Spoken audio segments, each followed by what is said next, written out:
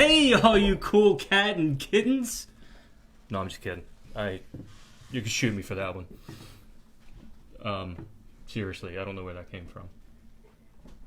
Taryn's been watching some crazy stuff lately, so I have no idea. But anyway, hey, let's get this thing rolling. Hey guys, welcome to GreyBread Talk Too. I am your host, GreyBeard. We have a very fascinating, fun evening tonight. We're going to be talking about Yule, and we're going to be talking about Christianity, and we're going to talk obscenities, and we're going to talk about really cool stuff. Kidding about the obscenities. Maybe not. Anyway, so a couple things to get going. I've got a couple of events coming out, just a couple small things coming up, not out. That's a topic for another day. So let's go ahead and get that going.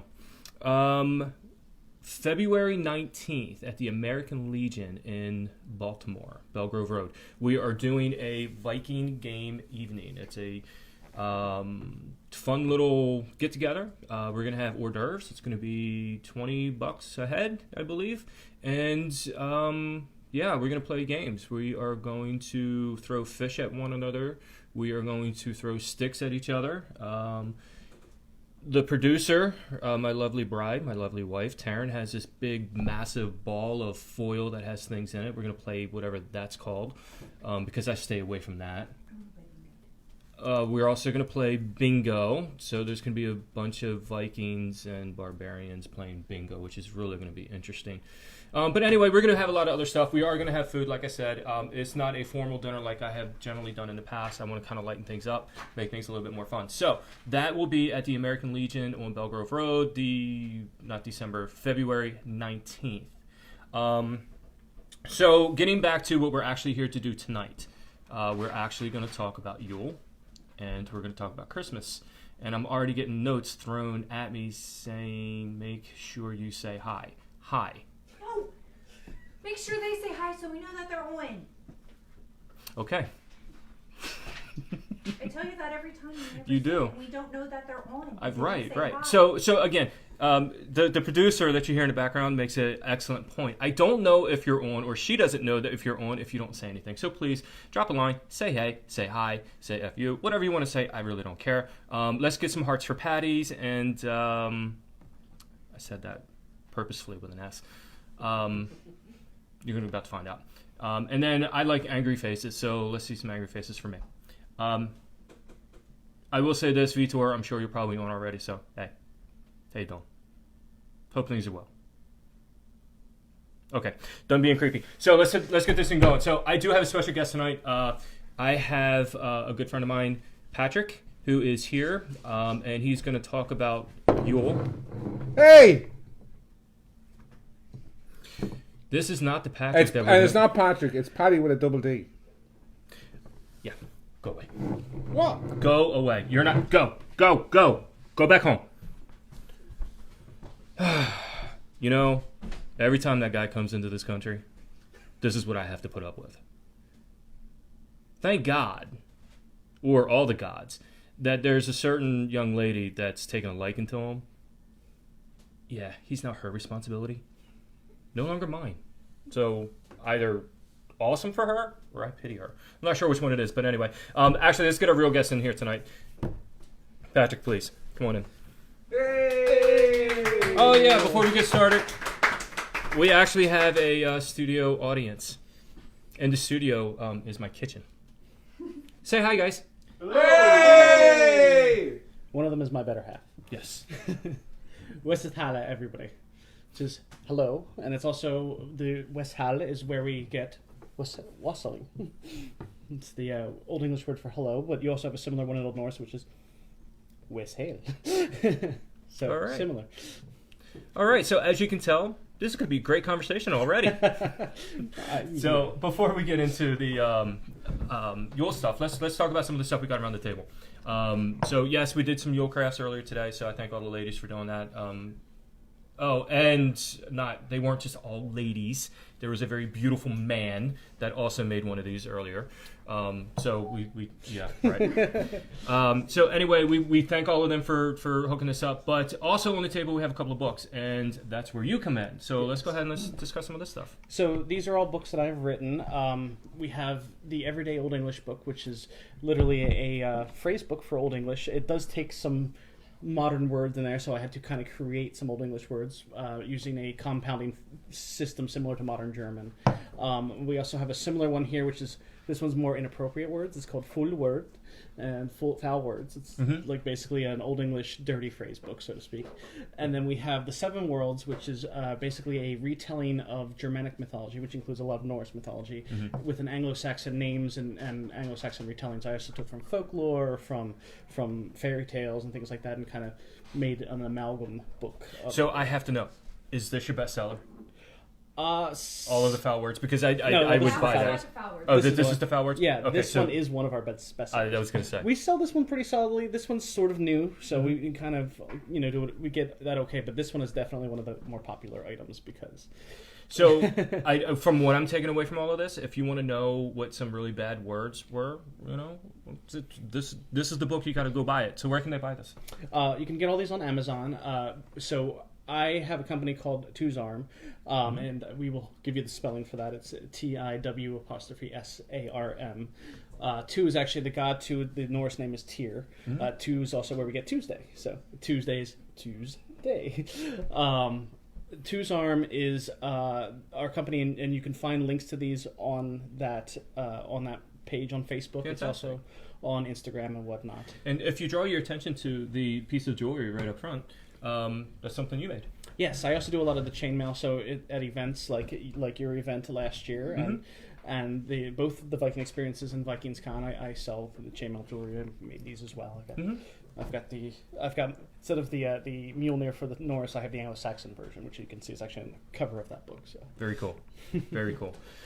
So yeah, let's get into the holidays. Let's talk about Yule. Let's talk about Christianity. Let's talk about how all of this became what it is today. And how little we know about all of it. That's yes. the sad truth. So I'm going to give a shout out to Eva, because our friend Eva, when we were having a conversation a couple weeks ago, she's actually from Austria. And she can kick my ass if I'm wrong, but I'm pretty positive that's where she's from. So she was like, I really don't know a lot about Yule, and you need to do a video on Yule, and you need to explain this. And I was kind of like, well, that's okay, we can. But like you were just saying, it's kind of also hard to explain because there's not a whole lot of information, so to speak. It's not like we can just open up a scroll and just, okay, this is what they did. And the stuff we have tends to be so fragmentary. And, we can kind of infer that some of the stuff that we have now comes from heathen times, but, who knows? Some of that stuff, could be made up in the 1700s, and we just don't know. Right. All right. So I know there are some really basic things about Yule, and a lot of it is commercialized. And I think we were talking a little bit earlier this evening, and I think that's probably maybe a good starting point. Let's talk about the commercialization of what Christmas has become and how Yule has gotten tied into it. And for a lot of folks of our generation, Christmas really has become a very, very commercialized event, and it was really started with Coca-Cola back in the 1930s. Yes. And the whole jolly Saint Nick, and this individual that is this, larger individual that's just really white, rosy cheeks, that really did come from Coca-Cola, and it came from their advertisements. And again, this is going back to the 1930s. So that's what we have today. What did we have before then? What was supposedly Saint Nick and Santa Claus? What was that before that? So again, there's a lot more questions than answers. Sure. Of course, the English often call him Father Christmas, and of course there are different names that you have for different cultures around the world for Santa Claus and whatnot. Of course, Saint Nicholas was a saint who lived in modern day Turkey.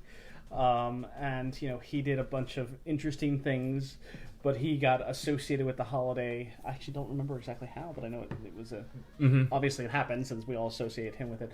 But of course, the commercialized version that we see in, that we see today with the red suit and all that stuff. A lot of that stuff came out of the 1930s, like you said, with Coca-Cola commercials. The funny thing is also that it kind of bled out because for like Jewish traditions, Hanukkah is not a big holiday, but because of Christmas being so close and being such a commercial holiday, Hanukkah kind of gained more thing. I mean, it's really not a high holiday, so it's not an important one. But no, I'm glad you brought that up because again, that's another little known fact that's happened.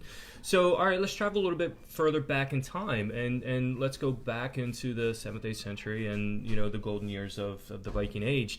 And again, what were the Vikings? The Vikings were predominantly, they were pagans, and we see a shift with Christianity coming in, and from a lot of things that I've read and a lot of things that I've been made aware of, Christianity for a lot of Vikings took hold for a couple of reasons. And one, and I'm just going to touch on those really quickly. One reason that I'm aware of, and again, if I'm wrong, please correct me because I'd like to be educated as much as possible. One reason was because it offered a different afterlife for a lot of common folk within the pagan community, within that Viking community. So again, you had warriors, and again, if you died heroically in battle, male or female, you had a place to go, whether it was Valhalla or was Freya's Hall or somewhere.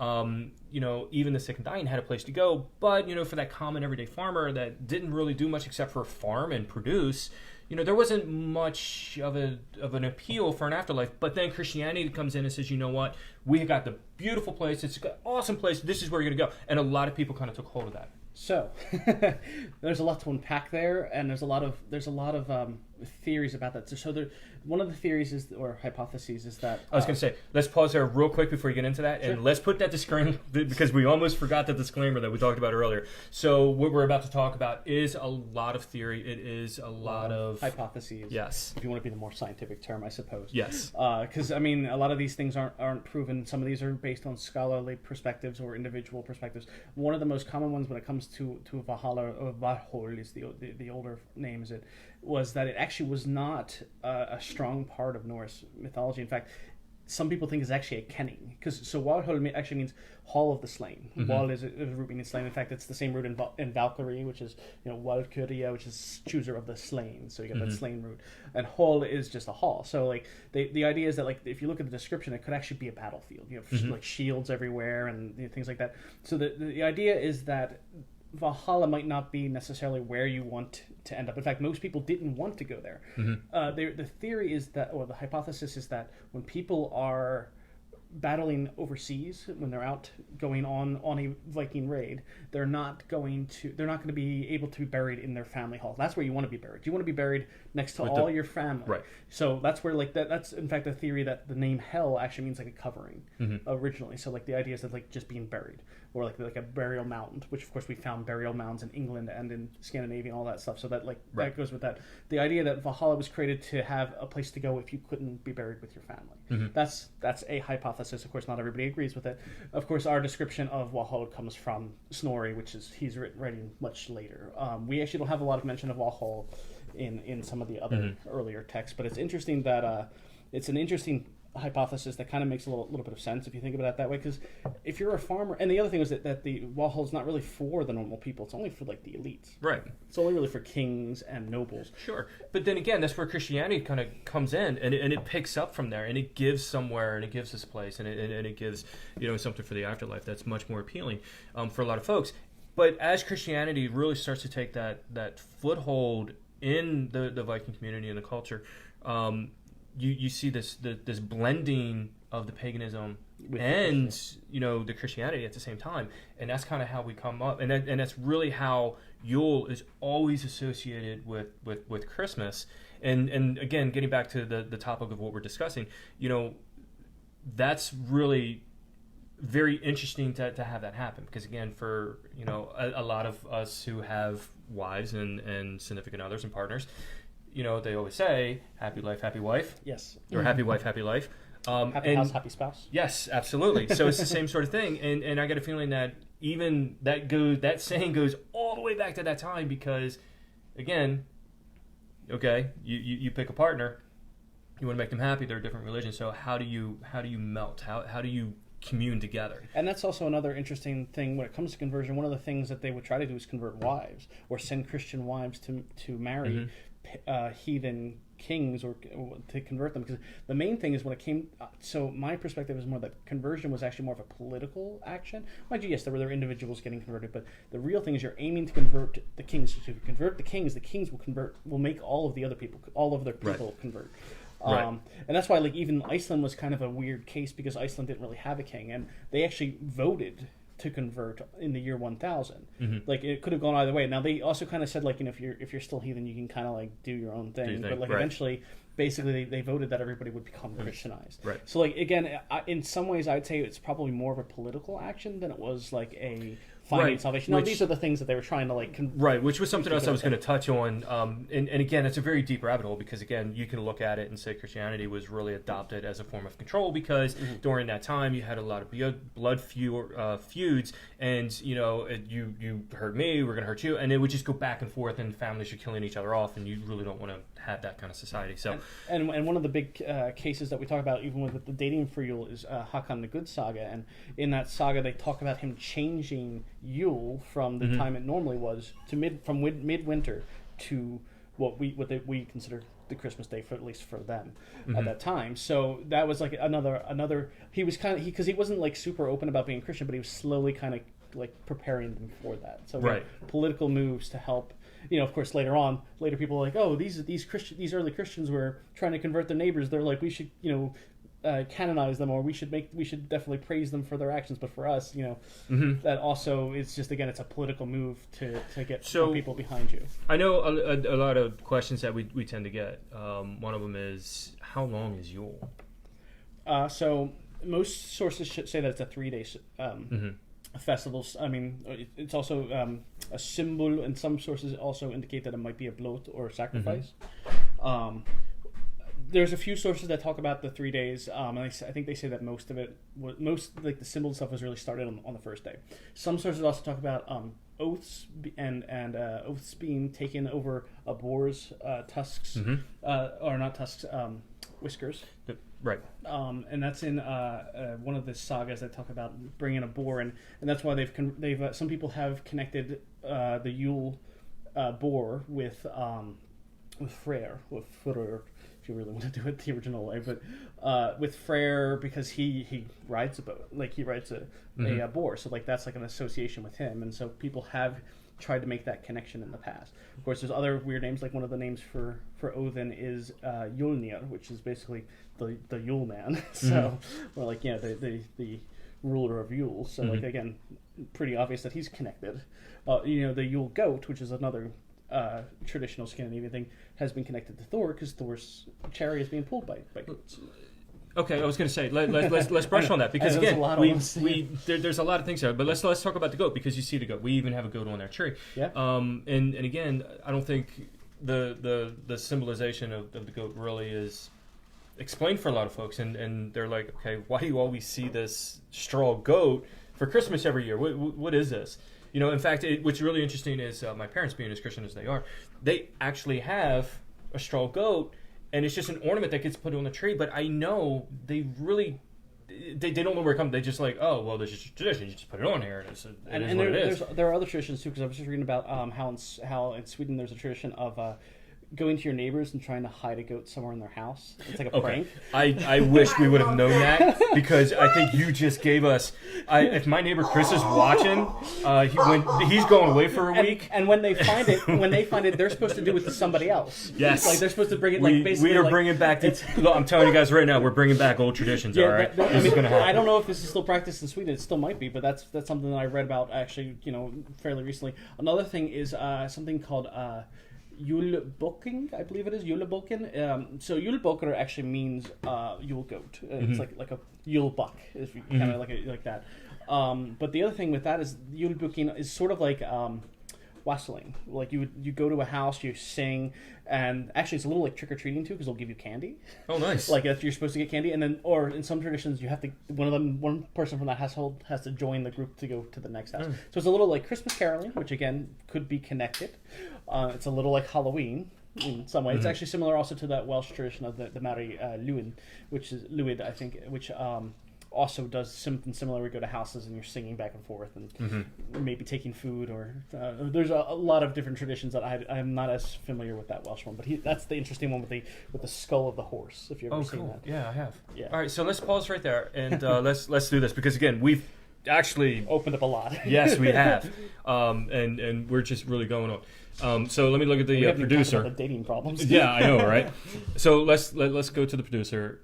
Any questions? No, do you want me to tell about the quick, easy Yule craft real fast? Sure, absolutely. And we can sit here and we'll drink. So they can drink. So the quick, easy Yule craft. So to try to make a craft out of straw is really hard. So we just did a cutout.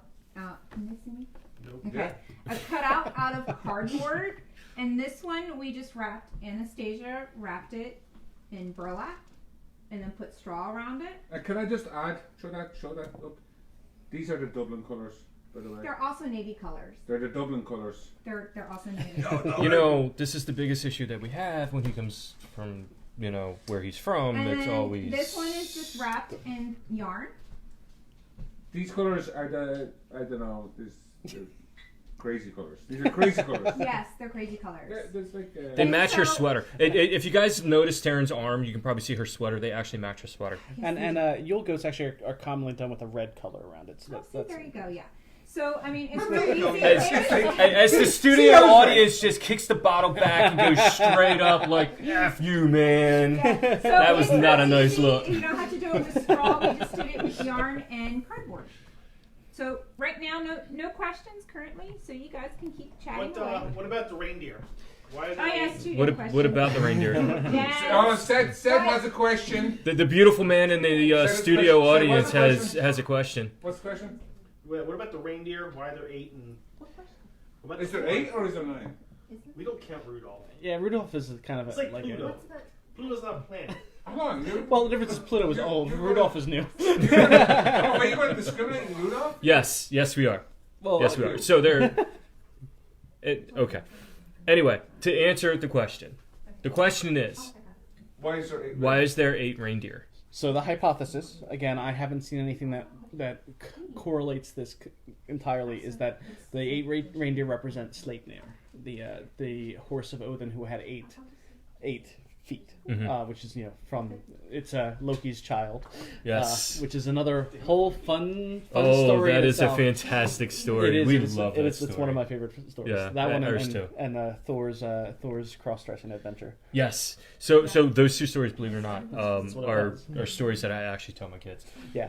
We've sat down and we've hey, you guys want Daddy to read you a story? Here's your bedtime story, and here it is. And my kids said, oh, wow, that's actually kind of awesome. The funny thing is there are some possibly inappropriate undertones to the other one. Absolutely. The metaphor of what the hammer is. Why does the Yule Goat get burned? I actually don't know that one. Sorry. All right, no more questions. We're done. Only Oh, questions. no, I mean, nobody answers to. I don't want to give you like a bullshit. I know why it got burned. Because people ask for well done. Well, I mean, I'd also go just like it's pretty. I mean, So what is It's the easily significance done. of the Yule log? Okay, so there's references to Yule log that go back a while. There are, but most of them I think are actually post-Christianity, from my understanding. One of them, of course, is like this, where they have the candles lit on the thing. There's another one where they would light it a couple times each day, and then at the last day, which is the 12th night, which is January 6th, I believe, they would put it under their bed to protect them from lightning and I think, ironically, fire. okay. Hold on a second. That's Hold on, interesting. Wait. They put a lit candle on No. their bed. to No, protect a lit fire. log. No, basically, it's not lit at that point. It's like Oh, charred and blackened I'm after sorry. 12 days. I was going to say, No, put a lit no. candle under your bed. No, Fire. It's the complete I opposite. assume that it's not lit when they put it. Now, in. Yule log, from what I understand, is there's actually a specific tree that the log is from. That's birch. Is that right? I actually don't know that one. You don't know? Okay. I don't So want to give there- you. I don't want to lie and say it. No, and again, if anybody knows, my brain isn't working right since I had the car accident. But anyway, I remember reading that the Yule log itself, there's a very specific tree that is used for the log. So again, if we know what that is, that'd be great. Birch. It's So birch, okay. okay, great. Wow, the studio audience is actually raising their hand, which is very unusual for a GreyBeard production thing. Yes. Is Santa... It's the youngest person here. She's just turned 30, and she's acting like she's 15. Yay! All right, moving on. Is Santa some kind of derivative from Yule? Well, there's another hypothesis that the Santa that we know is derived from Odin. And the idea is that Woden or Odin being the early form, and then again, as I mentioned, that one of the names of Odin was Yulnir, the Yule man or the Yule leader, basically in that sense. That could be how it evolved into Father Christmas, and then later on. But the problem is there's such a gap in years when it comes to him as a figure that could just be bullshit. To be honest, again, it's been connected again, possibly because of the reindeer being Sleipnir. Odin rode that horse, so again, it all connects to that.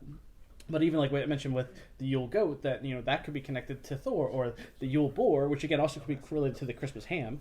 Good. Correct. And again, let's put this in perspective. I mean, these are some of those pagan traditions and those pagan beliefs that are actually kind of starting to come out a little bit. Yeah, at least what we think they are. That's the problem, is we don't Correct. know. We don't know 100%, but again, you can kind of make this correlation, and again, it is a hypothesis. But for us today, when you look at it, I mean, you can kind of see some of these parallels that have been drawn with some of the stuff. I mean, also if you look at the fact that he has elves, and elves are actually a Germanic being that later on became so what you think of the fairies as a French word that came in, and they were like the unseelie cord and the seelie cord, which actually come also Old English words. It means so seelie is actually related to our word silly, and it means like happy, or actually like it can also mean holy. So like there's some lines in the King James Bible where they talk about a silly woman being basically talking about her being very holy and very pious. In the modern, of course, that sounds very silly, but yeah, so like that word has that same root. But anyway, for the unseelie and seelie cord has been connected to the possibility of the light and dark elves. So the idea of that kind of thing, because again, fairy didn't come into English until after the Norman Conquest, because it's a French word, which comes from the Latin word for fate, like the fates, similar to the Norn. So like again, all these like weird connections, but a lot of things that we have more questions than answers for, unfortunately, because the Christians didn't want to write down some of the heathen traditions. Right. And Snorri had to like sneak it. He he did under the guise of in his story, he basically said, I didn't say it. These guys I met told me these things. So that don't burn me, find those guys. Right. You can burn them as steak. Don't burn me. I'm innocent. That's essentially what he was trying to do. But that's how you protect yourself. Right. So I have a question for everybody that's watching, and Eva better be watching. Eva, I need you to ask a question. So we're gonna sit here and we're gonna wait, and we're gonna look real pretty until Eva asks us a question, because she's the one who wanted us to do this. So we're doing this for her. Until she does. Second question. Mistletoe. How did a poisonous parasitic plant become You know what? a symbol of All right, hold your love? thought. Hold your thought. We're gonna do this. He's too beautiful not to be on camera. So why don't you move a little bit closer to me, and let's get this beautiful man. Oh, Eva just said, "Aww." Okay. John, scoot over a little bit more. GreyBeard over You a said little bit more. beautiful. My ugly muggle Bill. Eva, I all love is Eva's not a question. Eva says, "Why is your hair still orange?" Because my hairdresser hasn't dyed it for me yet. That's a simple answer. Just a little bit more. There you go. Get There very you cozy go. here. There you go. What's happening? GreyBeard, you can switch your that way a question, little bit your more, question. and then get a little bit more room. Whose There you hand go. is that? Okay, that's my question. Right, the question was Now. Yeah, mistletoe. So, mistletoe. Oh, this is fantastic. Okay, so now here we are. Guys, I don't have any mistletoe. Oh, thank Damn. God. So you're the one asking about mistletoe. I mean, I have. Well, so mistletoe has significance in Norse society. However, I do not know the connection to Yule per se. Mm-hmm. But I know its significance because it's the plant that killed Balder. And that's another important story in Norse mythology, which of course could also relate to. I mean, if you think so, people have connected Balder as as being a Christ-like figure. First of all, he comes back to life at the end in a sense, because after Ragnarok, after all the other gods are killed, and he walks out of hell and is part of the new age. So in some senses, people have connected those two together. Okay, so I'm going to stop you right there. Marvel, I hope you're paying attention. Get it right this time, damn it. All right. Well, they're totally different mediums. Enjoy them for separate things, okay? Yes. I mean, it's not like that Beowulf movie where they Angelina Jolie. I mean, really? Well, it's Angelina Jolie. What are you going to do? I mean, I can't complain about it, but at the same time, it was wrong. Agreed. I mean, it was still kind of a fun movie, but separating apples from oranges, essentially. Right. But yeah, so in the story of Baldur's death, they knew it was coming, and so his mother Frigg, and Freya is where we get Friday. She went around and asked all of the things in the universe, essentially, to basically not kill Baldur, and they all agreed except for. So she didn't ask Mistletoe because Mistletoe was too young. So, it was too young to do it. And of course, this will always come back and bite her in the butt. And it's another story similar to Achilles and Siegfried the Dragon Killer. And there's always that one weak spot, right? So all the other gods would have fun. They would try to whack him with swords and stuff, and because they agreed, all the metal agreed not to kill him, they would deflect and stuff. And so one of Baldur's siblings, Huther, he wanted to participate, but he was blind, and so Loki. Of course, Loki. It's like, here, I will help you line up the shot. And what he did was he gave him a spear that had mistletoe at the end, and threw it at Baldur, and he died. Obviously. And there's more to that story, but the significance is the fact that mistletoe was his one weakness. And he died. Again, I don't know how that. And it's so great because now everybody makes out to it. Yeah, of course. That's really interesting. It went from killing somebody to great. I think you're really pretty. What's your name? Let's make out now. In fairness, they might not be related at all. We don't know. However, but it is interesting to think that this one item that was significant to the Norse became this thing that's significant in Yule. I do know the berries are poisonous, but the greenery actually has been used in medicinal. You might know better than I. My wife does some work into leechcraft and the herbal stuff. So probably some love potion at some point. Yeah, I wouldn't be surprised. And she also works in witchcraft, so she'll give you better answers than I can. Awesome. I love the people I know. Yes. So, Ward says you're going to go Witcher White next. I'm going to go what? Witcher White. Witcher White. The show Witcher White. Okay. And then Eva says, does gift giving has a Yule tradition? Yes, actually.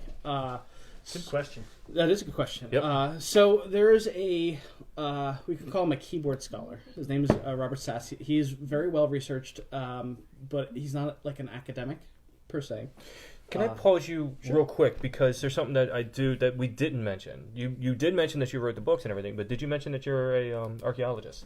Well, I was an archaeologist. You was? Yeah, okay, you were.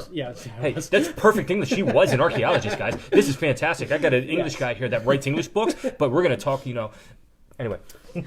I used to be an archaeologist, mostly American archaeology. I did some digging in Philadelphia and in New Jersey.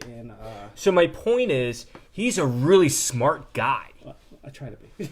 A lot smarter than us.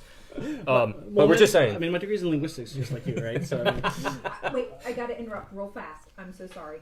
No, she's Faith just rode by a bunch of trees today with tons of mistletoe on the tops. Old timers would shoot out the trees with shotguns. Yep. Did you just say that earlier? Old tradition. Did as a kid. Got Interesting. the woods, shotguns. That is. Sorry, That's you just said that earlier. I hadn't heard of that one, but then again, That's interesting. I but didn't grow up in a place they did that. It's so. way up there. How else are you going to get it? Well, I'm sorry. we know what they I'm did so for sorry. board when they got bored. Yeah. So all right. Anyway, so I let's go back to I just wanted to make sure that everybody understood the point that you're a really smart guy and you're really I appreciate on top that. of this. I don't know if I can say that. But, Well, you maybe not you because you're humble, but I can wrote say books. that. And, right, you wrote a book. You're published. I'm not. You wrote more than I'm just a pretty guy with long hair. Well, that's you true. know that. Yeah, it is. with orange tips. And humble. Oh, very. Oh, where are the orange tips? Oh, there. Just the tips. Anyway, this guy Robert Sass, he's actually an old Saxon heathen, so he's been doing a lot of reconstruction about that. He wrote an article and he talks about 6 traits of Yule, and one of them is gift giving, and he gives evidence from the saga of Saint Olaf. I'm looking at my notes here, so forgive my eye turning. But yeah, so he talks about that one of the kings gave one of the characters a Yule gift. It's literally a single word, Yule Gilf, I think, or Gifa, something like that. And it was also part of a symbol, which is another important aspect of Yule traditions, is having a symbol is a kind of a ritual feast. And Stephen Pollington, who's he's a scholar in Anglo-Saxon history, wrote a book on it's called the Mead Hall, and it talks specifically about the symbol or symbol, depending on which tradition you're looking at, and or symbol. And one of the things they talk about is that one of the obligations of a king is to give presents, loot to his underlings. It's one of basically the underlings give loyalty back. So it's sort of this kind of relationship where they give. It's like you're paying them and then they get loyalty back, and that's like an important relationship, because if you break those relationships, then of course battles and wars happen. And also that's basically how you keep your retainers, your thanes, your underlings. Right. And that's an important part of that culture, because having these symbols is basically publicly saying, I'm giving this gift to you because you're one of my people. Also, what I talked about with the Yule boar, having oaths to the king is another part of that, because you're saying publicly, this is my guy, and I will die for this guy. I will go to war with my king or my jarl or whoever. So let's put this gift giving thing into perspective. They would give useful things, like meat and alcohol, weapons, cool stuff, right? And you fast forward today, and we give things like plastic. Well, one of the beginnings that's mentioned in Beowulf is Hrothgar. Hrothgar is called a ring giver.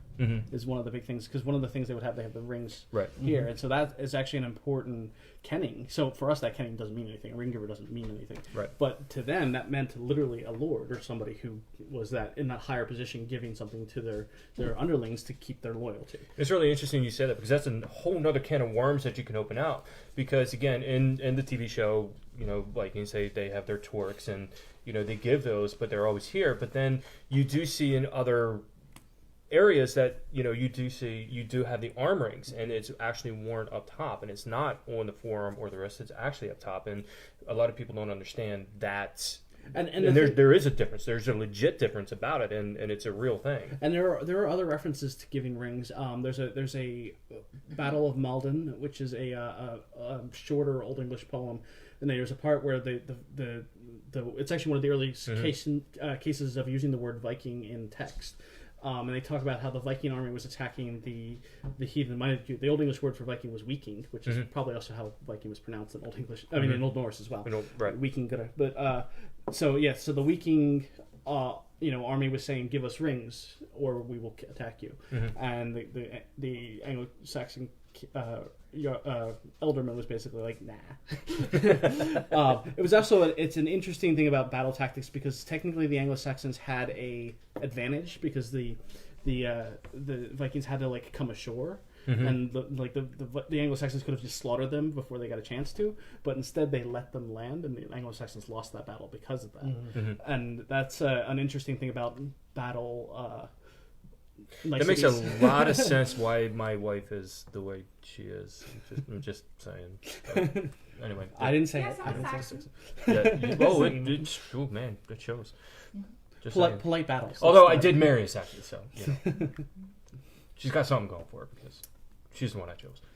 Well, and I think. Then there's that whole thing about the Saxon women being attracted to the Vikings for having the cleaner hair. Yeah, I think that was probably it. I should have ran the day that she recited my social security number to me without me realizing it when we were still dating. A red flag should have gone off my head, and it didn't. Or that's that thing you have to keep her for. Otherwise you'll be in trouble down the line. Oh, by the way, I do want to say, congratulations to my lovely wife, because she's put up with me for 22 years this month. So, yeah. Yeah, I don't know how she does it, but... Feels like 2 weeks, right? 45 years. So one of the things... 2 weeks, yeah, absolutely. So one of the things I wanted to talk about for sure is the dating problem. Sure. And this is like a huge thing. And as a married man, dating is a big problem. Yes, especially around Yule time. Yes. So we obviously we think of Yule in association with Christmas, but there's a lot of evidence that at the very least that's not true. So the earliest mention of Yule is Yuli, is by Bede. Well, I guess technically there's an older one in Gothic tradition, but the thing is, the Germanic peoples actually had a month named Yule. In the Anglo-Saxons, they had two. They had one that was before Yule, which is Era Jule, and Aftra Jule, which is after Yule. So, like, you literally have two things. So basically, you had like Yule in the middle. Right. But the thing is that they also held a lunar calendar, and Bede talks about this as well. But he also says that the reason why that there's 2 months is that Yule is in the middle, and that's sort of he kind of implies that the Yule is the solstice, which is probably also where the Wicca took it and made it that way. I think also Satanism also uses Yule on the solstice, but I haven't really studied that extensively. Right. However, a scholar in 2005, I think named Andreas Nordberg, I think he's Swedish. He wrote a Swedish book, at least on dating holidays, and he hypothesizes that it fell on the first full moon after the first new moon after the solstice. So that would be basically at the earliest sort of like the 12th of January, I guess, or it would be like basically like 15 days after after, like, if the new moon was basically after solstice, like the day after, then it would probably be like the earliest January 10th. Well, most of the time it would be closer to the end of January, like middle to end of January. So some have. So this is based on few different pieces of evidence. Some people talk about Yule happening on the midwinter holiday. It has to do with so the first moon of winter is actually the moon that you get in October. And in Old English, it's called Winterfulleth, which is literally the full moon of the winter. So it's like the first thing. And so they say that it's going to be 3 moons after that. So you end up in January. So again, this is they just had 2 seasons back then. It was just winter and summer. Well, so he talks about there being split into 2 seasons, winter and summer. But they also talk about being split into 4 seasons, where you have 3 in each season. Okay. And so he talks about that too. But originally there were the 2 seasons, and winter would start basically in October. So I do have a question, and the question actually, because I'm looking at a nice cold cider that was shifted to me by somebody that's not here, who's smoking outside. Anyway, when we talk about the 12 days of Christmas and the 12 days of Yule, is that not synonymous with the tradition of drinking for 12 straight days? I don't know of one, but that doesn't mean that it's not. It's not that I specifically know. But as we mentioned, that we know that there were 3 days, and there was 3 days, and actually considering it would start at the night, sort of like the Jewish calendar. So so it would be like nightfall would be the first day. But you had a period of time where you were required by law to have mead, and you were supposed to drink, and I thought I read this somewhere, and please somebody correct me if I'm wrong, or give me more information, because I thought you were supposed to literally drink for those 12 days. And you can, and I personally have drawn the conclusion of Christmas gatherings being much like the U.S. Thanksgiving, because in Viking times you have guests come over during this solstice, during this time, and you entertained your family and your guests, and you provided for them, and you fed them. So you had these big, Thanksgivings almost. Well, that would be like the Super Bowl. Yes. So the king would host that. So here's the thing I'll say is, I highly doubt it was illegal to not drink, but it was highly encouraged. That's for sure. That's the better word. It was highly, highly, highly encouraged. But I will say this other thing, because Simic talks about this too. Snorri makes it out that Yule was a communal festive feast, so a communal thing. However, he's the only one, as far as I know, to say that. So it could have been like a private family occurrence rather than a communal feast. but again, Snorri's the only one who says that, so it's still possible. Sure. I'm not saying it's not. I'm just saying. I mean, personally, I like the idea of the communal thing because, I mean, you look at, I have you here, I've got these guys here, I've got an actual audience. Well, I had an audience before they all kind of ran off and disappeared. But, you know, it's kind of, you know, so much of what Taryn and I do. It's like we love family and we love that whole community thing anyway. So, you know, it really, really works for us. And there's also another similar holiday before we get there. Hang on one second.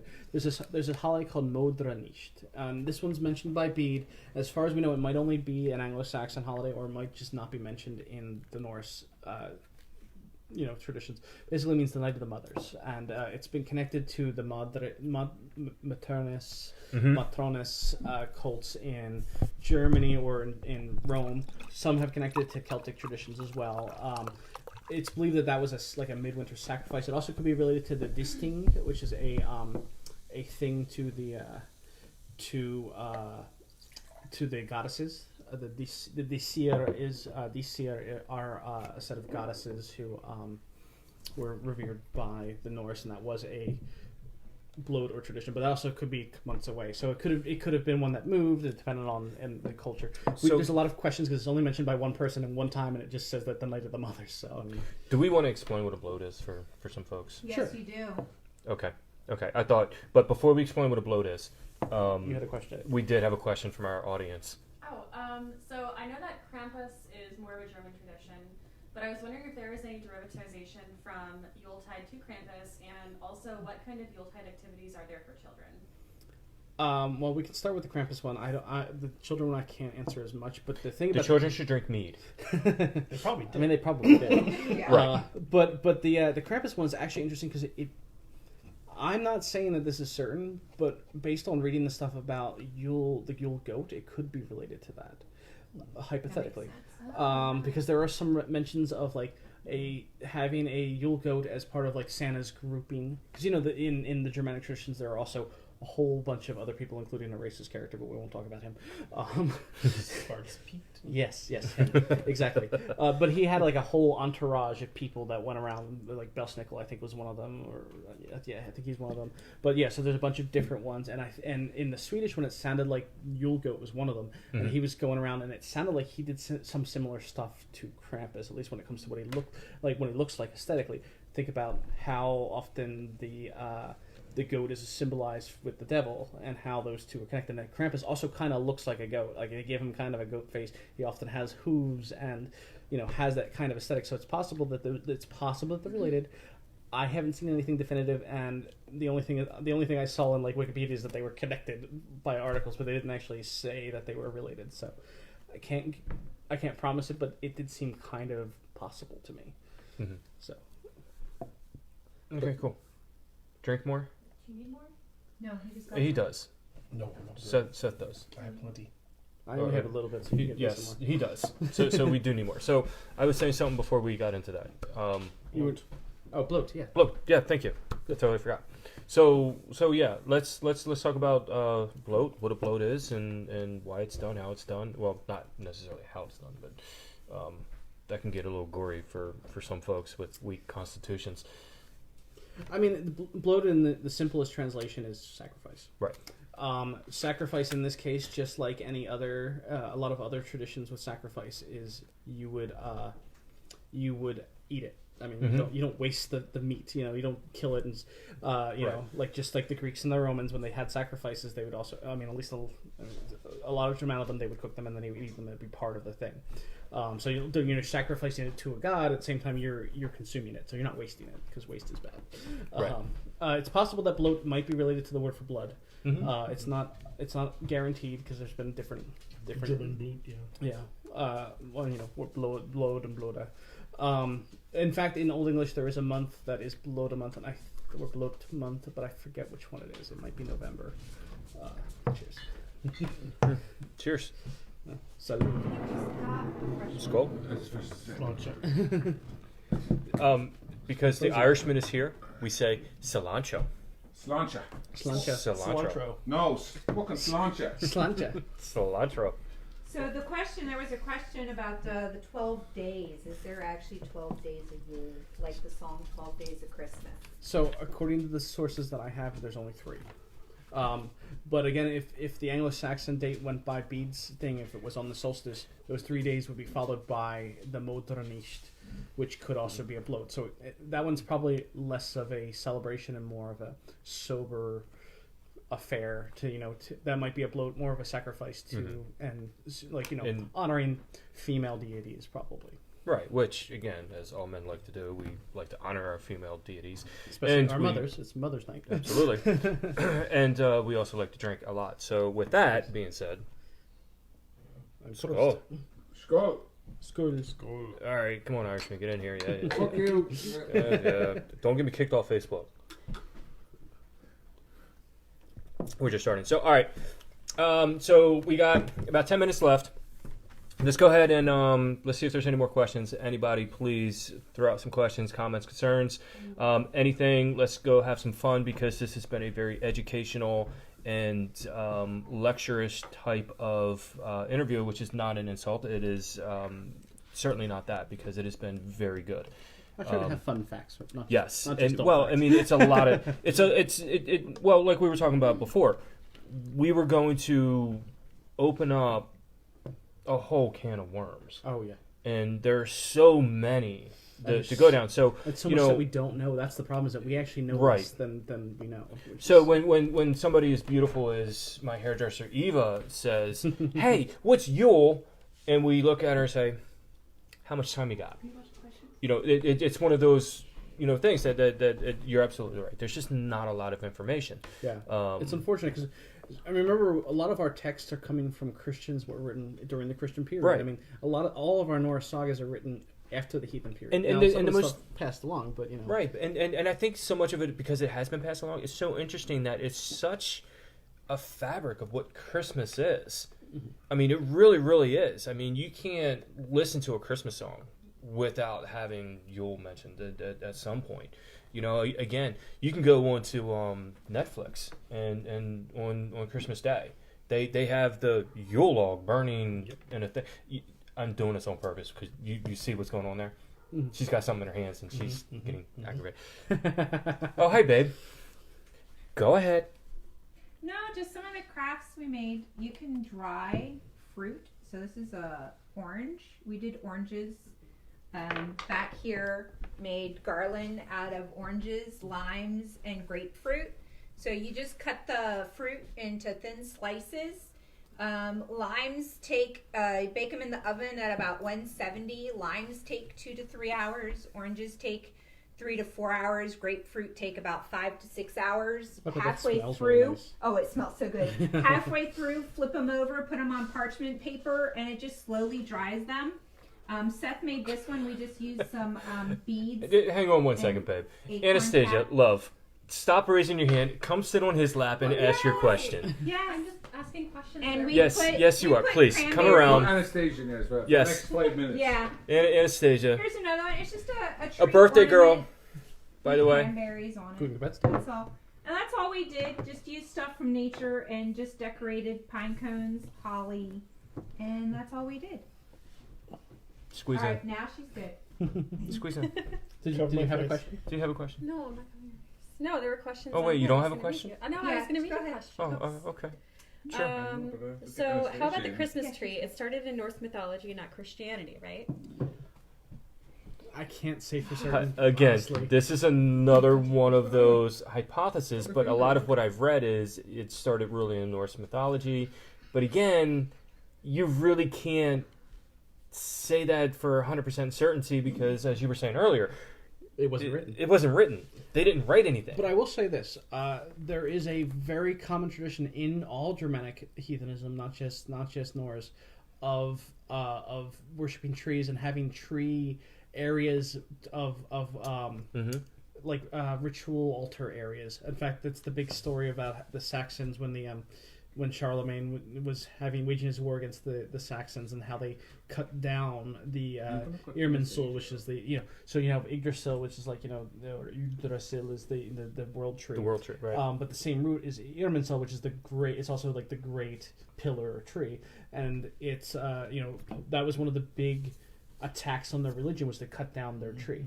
There's also been discussion, I think, in Saxons of a thunder oak, which could be related to Thor in that same way. So trees were definitely a part of heathenism, even if that is not the origin of the Christmas tree. It is still an interesting aspect of Norse, or not just Norse, but Germanic heathenism. Right, Germanic. Very cool. Great. I was Thank thinking, you. Could be some happy Celtic birthday. stuff down in there too, because there was definitely a big amalgamation of They were Celtic interacting with with Saxon. You know, and we've talked to, actually, we've referenced the Germanic stuff a lot tonight through this entire conversation. What's really interesting is when you do a lot of reading, a lot of it is really coming from the Germanic side of things, which is really kind of interesting, just as a kind of a sidebar that, so much of what we have is actually from the Germanic tribes. And they have some really fascinating stuff like Krampus and stuff that are not normally known throughout the American public, because it's not something we talk about, because we don't normally have this unless you're like a Pennsylvania German, Right. The PA Dutch, the Amish, they probably held on to some of those traditions more, but a lot of those things are not maintained. We didn't even talk about the Wild Hunt and how the Wild Hunt might be connected to Yule, Right. and things like this, all sorts of stuff. So how is that connected? Again, this is one of those things that maybe we should ask for another time, because this is just, I mean, the Wild Hunt is a book of its own. Yeah. So many traditions. Can you say a few sentences Sum it about up it in a in- nutshell? So there are hypotheses about Odin being the leader of the Wild Hunt, and in some Germanic traditions, some of the mentions of Wotan do go well into Christianity. In fact, but the Wild Hunt's also connected in English to like some Celtic people and things. So it's not this guaranteed thing, but they're also connecting to. So it's him hunting with like a group of hunters with him, and they have connected that to the Herja, the army of Valhalla. Of like Valhalla, so like that army that is living there, they're like hunting with him. But they've also connected to Odin's wife, Frigg or Freya or Frick, depending on which tradition you're looking at. And there's been other connections with the Wild Hunt and other goddesses and gods. Right. So it's complicated. Interesting. Yep. All right. So with all of that being said, I do want to do one thing. Babe, come here. Well, wrap up about where you can find the books. Yes, while she's coming over here. While you're doing that, Talon and Faith said happy birthday. Thank you. And Ward wants to know, is the Yule log anything to do with the shitting log? Absolutely not. Completely different. So, okay, you don't have to. I'm out of frame. No, you're in frame. You're in frame. You're in frame. You're fine. We'll cuddle over here. You're like totally on my hair. This is so much fun. All right. So anyway, where can people find your book? You can find them on Amazon, and you can also contact us at Two's Arm on Facebook, and we can also link you to the individual ones. Okay, awesome. So now that I've got her with me, couple things real quick before we wrap up and do the thing I want to do real quick. February 19th. Game night. Viking game night. Bacon game night and appetizers. Woohoo! Yep. Bingo. Woo! We're gonna have, Every Viking likes to play bingo. what's those little the pork thingy? I don't know, but Ina's making the food. So we've got She makes good food. Ina makes terrific food. So the barbecue crew is actually going to be providing us the food. The pork belly, the pork. Yeah. Pork. You sound like a chicken. Pork. So if you haven't noticed, we have a lot of cocks going around the house right now. She has an affinity for cocks. They can't. She loves her cocks. They can't see Stop. they're over. That's Oh, are they out of frame? Yes, Okay. they're out of frame. All right. So anyway, we have that going on, but the other thing I wanted to mention Can I put some in is frame? No. Yes. Oh. There you go. Up the top. There Yep. you There's go. only like So- one up there. all right. Stop. There's So while two- while three he's cocks. doing that, I do want to make mention that we actually created a GreyBeard clothing line. We are still working on it. We are still doing a couple things with it, but we do have a couple things that are available. We have buffs and t-shirts and some leggings for ladies. For you. You had to spill the beans, really? So anyway, that stuff, you can actually purchase that now. It is on GreyBeard's VikingExperience.com. That is on our website. Yeah. So please check that out. And you can only get it online because it's not stuff we carry on hand. Correct. So we do have it online. What's really exciting is there's some folks that actually bought a whole bunch of stuff from us, and we don't even know who they are. So it's not like our friends. Awesome. So which is really cool. Yes, Patty is waving his hand. Elizabeth Rebella, Lizzie said she's going to donate some prizes for the bingo night. Oh, sweet. Oh, that's awesome. Thank you. Love it. All right, so we have that going on. And again, we are 100% booked in for May. So May 21st, 22nd. Yep. We are at the Anne Arundel County Fairgrounds. GreyBeard's Viking Experience is a 100% go. And we have 17 vendor applications 17 vendor applications already. I put one in. Yes, you did. Get your You applications did. in. Get them in. Yeah. Please. Again, we've got, how many more months? I mean, we're going to close it in April. 5. Yeah. So... How many did you have last year? Oh, that's a good question. How much have you grown? A lot, because A lot. out of those 17, 6 of them are brand new. Yeah. Oh, fantastic. So that's Yes, that's really good 6 news. are brand new. So Bigger and better. It's we're getting bigger and yes, we've got a lot of changes. We've got a lot of really good changes. We took the time. We spoke to a lot of people. We've taken some advice from this guy here sitting next to me, and we are And really advice from other people from Fair. yes from a lot of other people, and we're gonna make what we did last year even bigger and better Yep. than And what we we're did over before. our So. time. And who cares? No, we've got 30 seconds. We got 30 Wrap it seconds. up. All right. So, with all of that being said, from all of us sitting here, I do want to wish everybody a very, very happy holiday season. Be safe. Be careful. We love you guys. And again, happy holidays. Happy Yule. Happy. Happy Yule. Oh, okay. She took my drink. I did. It was Happy perfect. Christmas! Happy Yule! Happy whatever! Sláinte! Slide. Cilantro! Fuck you.